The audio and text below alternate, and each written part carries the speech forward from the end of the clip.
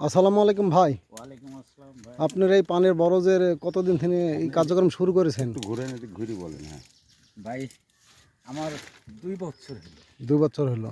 2 বছর পুজেনি এখনো। হ্যাঁ, 2 বছর হওয়ার মধ্যে তো আপনার চারা তো দেখছি নতুন, হ্যাঁ, সব সেক্ষেত্রে নতুনই ভাই। এই একবার নামাইছি, 2বার নামাইনি হয়েছে। এবার নামাইতে হবে। হ্যাঁ হ্যাঁ এখন একটু যাই হোক, আমার এই এলাকার নতুন তো আমি হ্যাঁ হ্যাঁ শিখছি আর কি, বুঝতে ও পারছেন? জি জি এখন এই পরিচর্যা টুকটাক করে শিখতে গেলে একটু বাড়াইনি, চিন্তা ভাবনা করছি, এইদিকে একটু বাড়াইছি।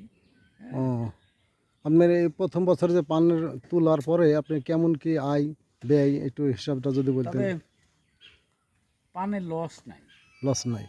আমি যতটুকু বুঝতে পারছি মানে লস নাই। জি জি তো আমি এর মুনাফা সুন্দরভাবে আমি গুছাই তুলতে পারিনি, যেহেতু বিক্রি জায়গাটা আমার এখানে নাই। ও আপনি কি মার্কেট করেন কোন জায়গায় তাহলে?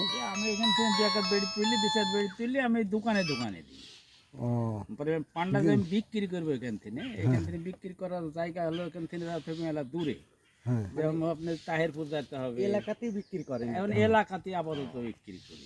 তাই এতে আপনার কি গচ্ছিতভাবে এত টাকা আসলো বা এত টাকা ব্যয় হলো এরকম ধরনের কিছু? এরকম হিসাব আমি এখনো করতে পারিনি, তবে সামনে একটু চিন্তা ভাবনা আছে একটু করার। একটা টোটাল টালি করেননি যে কত এই টাকা? বছর একটু হিসাব করার ইচ্ছা আছে আর কি, বুঝতে পারছেন? আপনার নামটা একটু যদি আমার বলতেন নাম ভাই। মোহাম্মদ আব্দুল হান্নান শাহ। আপনার হান্নান শাহ। হান্নান আপনার শাহ।